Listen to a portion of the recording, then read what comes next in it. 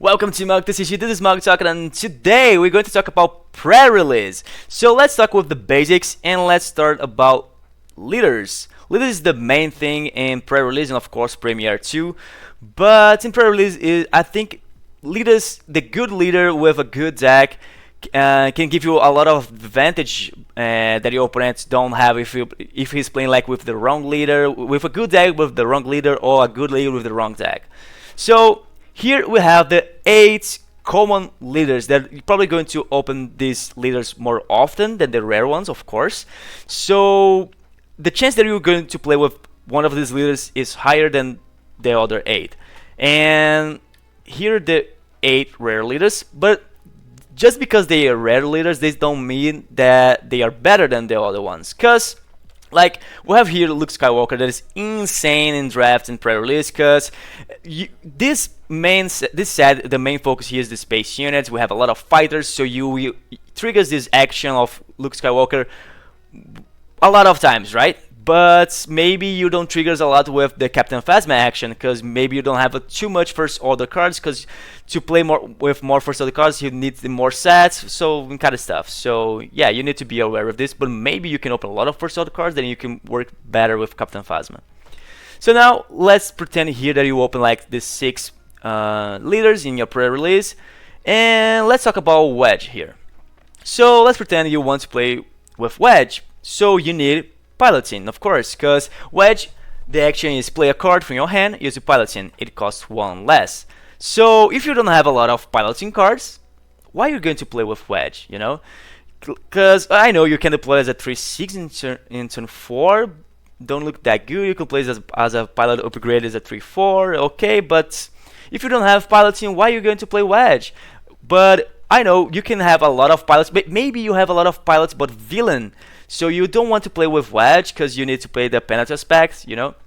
So if you don't have, maybe you have a lot of piloting, but you don't have a lot of space units, because you don't know. You open 6 packs, maybe you don't draw a lot of space unit cards. Maybe you don't open a lot of space hero unit cards. Maybe you open a lot of space unit villain cards, you know. So maybe you have a lot of pilots, but you don't have a lot of space units. Maybe Wedge is not the best leader for you in this pre-release. So now another example is the Grand Admiral Troll, because maybe you don't open a lot of when defeated cards, and even if you open a lot of when defeated cards, maybe they are have multiple colors. Like you open a lot of when defeated cards, but for the 4 aspects, so you need to choose 2 aspects to play, because you really don't want to pay the penalty aspect, of course. So, but maybe you open like just a few when defeated cards, but good ones, and you already open other good cards of the same aspect. So maybe you can play with Troll, because if you draw this when defeated card that is good, you can play, it can work, you can trigger. Maybe you don't triggers a lot of time with Troll if you do this, but when your triggers can be good, and you already have a good like maybe other vigilance, villainy cards, good cards in your deck, so maybe you can make this work, right? So this is it, and of course you can talk about every leader, but it's the same thing. Like Darth Vader, you need vehicle to trigger the action. Major Von Rang, you need the vehicle to trigger the action, and kind of stuff, you know. And we have the Admiral Holdo that is for resistance cards. So if you don't have a lot of resistance cards, why are you playing with Holdo, you know? So now never tell me the odds, and why? Because we have to play something in the turn 1, right? And in the pre-release, our minimum deck is 30 cards, and the Premiere is 50. So let's do some math here. Like I said here, Premiere is 50 cards, pre-release is 30 cards. So in Premiere, most of the decks have like 10 to 14 cards that you can play in turn 1. Maybe they cost 1, it costs 2. So this is like 75% with 10 cards and 87% with 14 cards that you will your opening hand, you will draw at least 1 of these cards. So this is good, right? So now about pre-release, what is the odds that we have 77%, 87%? What is the number of cards that we need to have in our deck with 30 cards? It's 6 to 8. So 6, you have 77% to open 31 card in your hand, 87% for 8 cards in your deck. So it's of course it's way less because we're playing with 30 cards. Maybe 7 cards in your deck is a good spot to you, because the chance that you play something at 31 is higher, you know. So you need to be aware of this, because you really don't want to just playing the initiative in 31 without doing nothing, you know. So now, legendary don't mean nothing. Why? Because maybe you open a Han Solo and you want to play Han Solo because you open it's a legendary, it's a 4/5 ambush. You can play as upgrade, +2/+3 and attack. So yeah, this is an awesome card, probably one of the best legendary cards of the next set. But okay, let's pretend that you have this pool. You open your 6 boosters and you have this great pool here. We have this 2 Phoenix Squadron A wing that you can play turn 1, blue lily for turn 2, or maybe in turn 40 because you can use the 1 played. And you have this curved hand pool here. Of course, you have more cards, but let's pretend this we have this pool. So if you want to play with Han, you need to play with yellow, right? Because you don't want to play a legendary for paying 7, you know. So let's pretend here you have this pool for the hero side. You have like this Republic U wing that is not hero or villain, and we have this Blade Squadron B wing that is hero. I know I'm just exaggerating here, but you get it. So, but you open like a lot of yellow villain cards, but you want to play with this Han Solo. So if you want to play with this Han Solo, you really need to take out a lot of this great pool here. Like, let's put out this green, this command cards here, because I want to play with yellow. And now you're playing just with the 2 cards that we saw, and you need to put a lot of cards that doesn't work so much in your deck just because you think, oh, I have legendary, this is good, I will win because I have legendary. And this sometimes don't mean nothing. I know if you have a great yellow pool, of course this Han Solo can be huge in your deck, but in this situation it's not. So you just need to be aware of this, because sometimes you open legendary and you say, oh, okay, I will build a deck to play with this legendary, but sometimes don't mean nothing and you just lose because of that.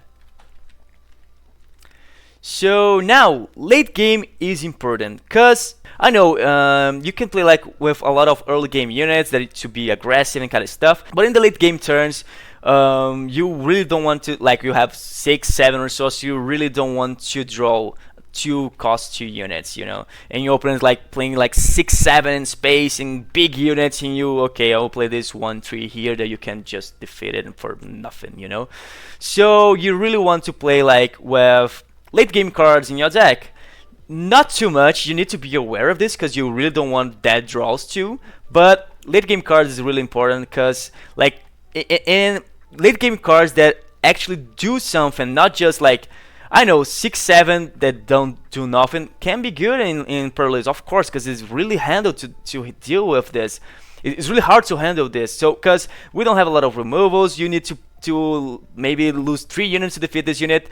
But of course the late game cards that actually do something when enters in play is better, because like this invisible hand that you can play something for free, Devastate that deal 4 indirect damage, this corporate light cruiser that have ambush for 5, and this fleet interdictor that have sentinel. So late game cards that do something is better than late game cards that do nothing, just put a body, you know.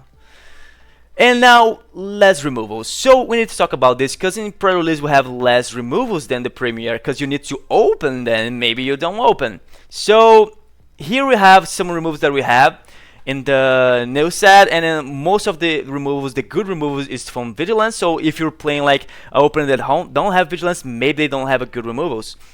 And here they are, the 2. And we have a lot of removals like more conditional, like this air superiority, that if you control more space units than an opponent, deal 4 damage to a ground unit. So maybe you just both playing space units, you don't even have ground unit, this is a dark card for your opponent, you know. And this shoot down, deal 2 damage to a space unit. If that unit is defeated this way, you may deal 2 damage to a base, but maybe you're only playing ground units, so this is a dead card to your opponent, so it's more conditional. And we have this a lot of removals too that is like this, that you need to defeat a friendly space to deal damage, that is conditional too, and it's not like the blue ones. So we have less removals, so what this means that upgrade is insane. Like this one is awesome, because if you put an upgrade, your opponent don't have too much removals, maybe he don't have any removals in the deck, the only way to defeat your units is by attack the unit with his unit. So it's hard, So if you have like a big unit, your opponent can't deal with this, because he needs to create a big unit, but maybe you have the achievement, you can defeat the unit and kind of stuff, and it's really, really hard to remove a big units.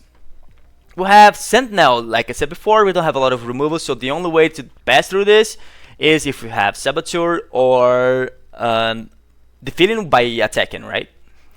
And big units, because like this 6/7, look at this card. It's a 6/7. I know that gets -1 for damage on it, but we can play with rolls that you can heal. But if you play 6/7 in space, your opponent will not defeat this right away. He needs to take maybe like 2-3 times to defeat this. And if you're playing with rolls, you can heal a lot, and probably this cargo will be dead till the end of the game. And like this Captain Phasma 2, we have a 5/6 in the ground. Maybe your opponent play full space, he can't defeat this, And something that I forgot here is this System Shock, because we don't have Confiscate in this meta, in this next set. So the only card that like event that the opponent can play to defeat upgrade is System Shock. So it is just aggression, so you can be aware of this. When you're playing your opponent against your opponent, you can see the color of the deck, the color of the leader. So things that you don't have to do, that is play with double aspect, because I know you can open double aspect, you can think, oh, this card is good, look at this Relentless Fighter Spray, 4/6, that on attack you ready this unit, so I can attack for 8. I know, but if you play with double aspect, you just lose a bunch of pool that you open. So you don't want to play. This Relentless Fighter Spray is not good if you play like for 8 resources, and you need to be aware of this. But we have one card that maybe you can play that is awesome in pre-release. That is this Mandalorian, because you can play the piloting for 2. So this can be really good, because we know the main thing here about jump to light speed is the space. So when you play this as a pilot, you exhaust an enemy unit in this arena, probably in the space, because you probably you're playing this piloting in the space unit more often than in the ground unit. So give +3/+1 and you exhaust something that is awesome. But sometimes you can play this cost 7, because you already have in your deck, but you're not building a double cunning deck to play this. You're playing with cunning and something else to use this Mandalorian as a pilot, and maybe situational in the late game you can play as a cost 7 unit. Now to late game cards, because we have a bunch of late game cards in this new set, like this Annihilators, Executor, Profundity. I know sometimes you can play like with one Profundity that is a cost 9, maybe you get there, but play with only one. If you really want to play with Annihilator, Executor, play with only one. I know it's a legendary, so the chance that you get more than one is really, really low. But this is just for example. We have a lot of late game cards that is not legendary. But play with just one, like cost 8, cost 9, cost 7. Maybe you can play with 2. But you need to be aware, like I said before, that the percent that you would draw these cards, you need to build a consistent deck. A consistent deck is better than just put a lot of late game cards that maybe you don't play, because you in the turn 4 and turn 5 you don't play nothing, because your hand is kind of stuck with late game cards and your opponent is just attacking your face and you're not doing nothing, right? And we have the late game leaders too, of course. We have Lando Calrissian that deploys only with 7 resources, and maybe if you don't trigger too much his action, it's not that good. You're going to deploy really late game, and your opponent already did a lot of things, and you're not even using the action too much, so maybe don't work for you in this pre-release. We have Troll, like I said before. If you don't have like good villain blue cards in the other spec that you're playing, and you don't have when defeated good cards, why you're going to play with Troll? He's only play with 6. You need to have a great deck to play with Troll to work, And we have here Boba Fett 2. I know it's a +4/+4 upgrade or or 4/7, but if you don't deal non-combat damage, why are you playing with Boba Fett? Why are you just playing with Boba Fett just to deploy in the turn 5? The leader don't did nothing till now, till the turn 5. So why are we going to play with? So yeah, these are the things that you need to be aware. And let's talk about now the bases, because we have the Delta Vault that is a 33 life. +3 can be good, but I don't think this card is good in pre-release, because you need to increase your deck by 10 cards. So you need to, the minimum of your deck is 40, and I really don't think this is good. Your deck is probably will not be constant in pre-release because you don't choose the cards. You know, you open the 6 boost and you need to play with these cards. You don't choose from outside. So I don't know. And of course the Lake Counter 2 is +4 life, but you really don't want to play with just one aspect in pre-release. You don't open too much cards to play with 30 cards just for one aspect. So this is everything I have to show here about pre-release. I will do a video about drafts that we have different stuff to say about drafts, because you know, you have to pass the boosters, so it's different. You need to choose wisely the cards, and you need to, oh, okay, I don't even know the leader I'm going to play with, so maybe it's better if I pick this cards that is don't have a hero side or villain side, because I'm still deciding if I'm going to play with this command hero, of this command villain, or kind of stuff. So this is it, guys. This is everything I have here. So what do you guys think about pre-release? You're going to play pre-release. I will not, because I will be in a travel to be a judge in Pokemon Regional. But yeah, I will play a lot of drafts. So this is it. See you in the next video.